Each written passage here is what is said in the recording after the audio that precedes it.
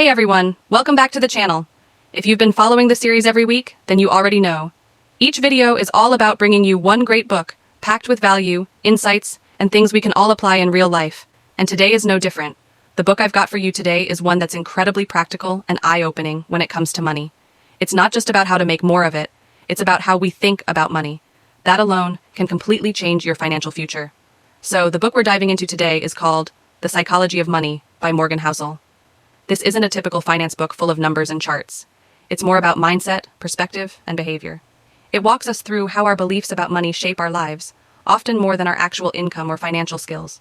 Right from the start, the author brings up two contrasting real-life stories that perfectly set the tone for the book. Let me tell you the first one. It's about a man named Ronald Reed. He lived a very humble life. Nothing flashy, just a regular guy living in a small town in the US. He worked as a janitor and a gas station attendant. Sounds like an ordinary life, right? Well, here's the twist. When Ronald passed away at the age of 92, it was discovered that he had quietly built a fortune of over $8 million. That's right. This man who lived modestly and worked blue-collar jobs had become a multimillionaire. And no, it wasn't because he won the lottery, inherited wealth, or pulled off some kind of scam. He simply saved diligently, invested smartly, and stayed consistent over decades. He didn't need to show off or chase trends. He focused on what mattered, building real wealth, slowly and steadily. Now, contrast that with the second story.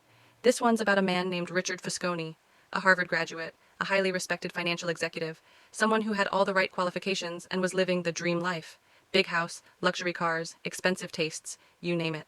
But then came the 2008 financial crisis.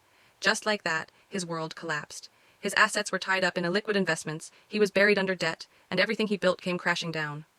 The huge mansion, 2 private pools, extravagant parties, none of it could save him. In the end, he filed for bankruptcy. Now ask yourself, who was truly wealthy? The man who looked rich but lost it all? Or the man who lived simply but left behind millions? That's exactly the kind of perspective this book teaches us to develop. Because real wealth? It's not about showing off. It's about freedom. And that starts with understanding the common mistakes we make about money. Let's talk about 4 of the biggest misconceptions that most of us have. The ones this book really dives into. Money misconception. Number 1, we're never satisfied with what we have. This is a big one. There's a story in the book about Jesse Livermore, a stock trader who became wildly rich in the 1920s. At one point, he was one of the richest men in America. But instead of being content, he wanted more. More money, more status, more success. He made risky moves in the market, got caught in a major downturn, and ended up losing everything. Tragically, he couldn't handle the collapse and ended his own life. It's a heartbreaking example of how the hunger for more can destroy even the most successful people. And there's another example, this time from Rajat Gupta, the former head of McKinsey & Company. He already had a net worth of around $1 billion, but he still wasn't satisfied. He wanted to be among the world's elite billionaires. In the end, he made the mistake of engaging in insider trading to try and boost his wealth. He was caught and sentenced to prison. All that success, gone. The takeaway here is that the desire for more is endless. It can be a motivator, sure, but if we're not careful, it becomes a trap. Social comparison makes this even worse. There's always someone with a better car, a bigger house, more followers, and if we keep chasing that, we'll never feel like we have enough. So how do we deal with this? The book offers 4 key habits that can help. Stop comparing yourself to others. What they have doesn't define your success. Don't chase trends blindly. Not every new gadget or lifestyle shift is worth your energy or money. Care less about what others think. Their opinions aren't paying your bills.